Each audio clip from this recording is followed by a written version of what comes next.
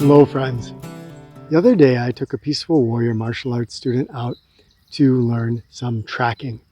There's a special thing I do that if you repeat this exercise a number of times, it sort of opens up the door in the mind and awakens our innate tracking instincts.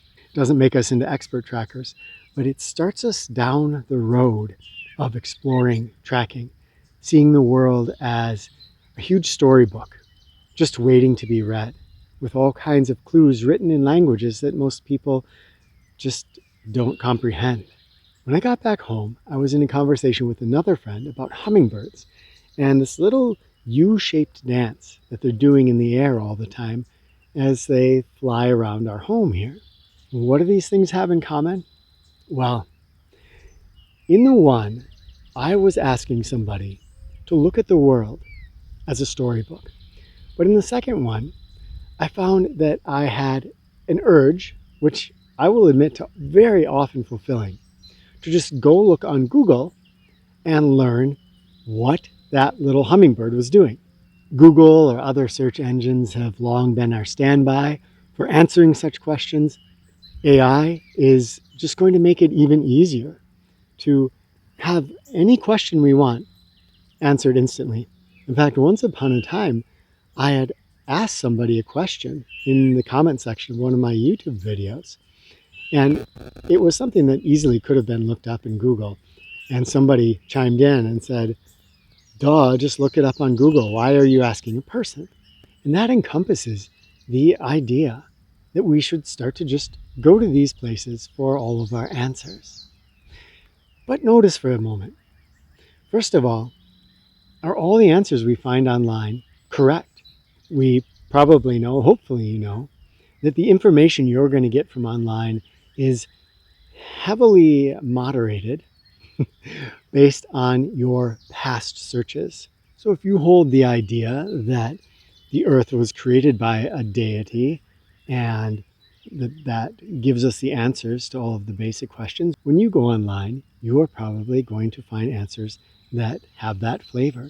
If you believe instead that the world was created out of chaos and randomness, then you will find answers to your deeper questions that come with that flavor. Not only are the answers we get online going to be flavored according to our previous biases, but sometimes they're just plain wrong. Sometimes, as well, if you're a forager, you probably have heard Sam Thayer's argument about milkweed and where the myth that all common milkweed is pretty toxic and inedible unless it's boiled multiple times in water came from. Going online before too long ago, you would have found that same myth repeated over and over in the same way it was repeated in field guides. But it took somebody looking at the situation with fresh eyes to see that there was a deeper and more nuanced story than the one being told online or in books. So if I go online and I look up why that hummingbird is doing the little U, I'm going to get an explanation. It may or may not be correct, but I will be able to read it, feel satisfied that I have an answer, and depending on how my mind works, I may just accept that and not look at the world any more deeply.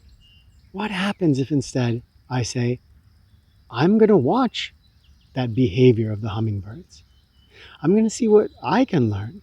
Maybe I can figure it out. Now I've set myself off on a quest. Believe it or not, there was a time not too long ago when most of our questions had to be answered in this way. We could go through an encyclopedia. We could go to a library or a university and ask a professor, but we had to search to find the answers to our questions, not just type them out. And there was something incredible about that because it gets us intimate with the world. I've decided personally, I'm not going to look up why those hummingbirds are doing the little U. Maybe somebody here will share their knowledge about it in the comments. Maybe over time, I will watch that behavior myself and draw some of my own conclusions, right or wrong. This is essential to enjoying life because it gives us a feeling of curiosity and exploration. It makes life into an adventure rather than just pushing a button and getting our answer all the time.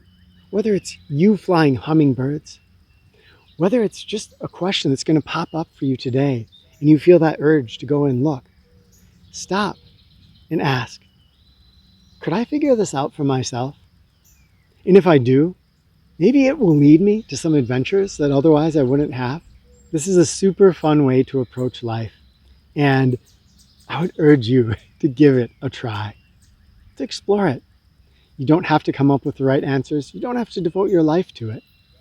But it's fun to have a mystery or two that we're trying to unravel in the world around us through our own observations, through our own creativity and curiosity. If you have a question that you're exploring right now and you're not Googling it, share it down in the comments. What is it that has captured your interest right now? And how are you trying to find answers to your questions? All right, my friends, thank you for watching. Can't wait to talk with you in the comments.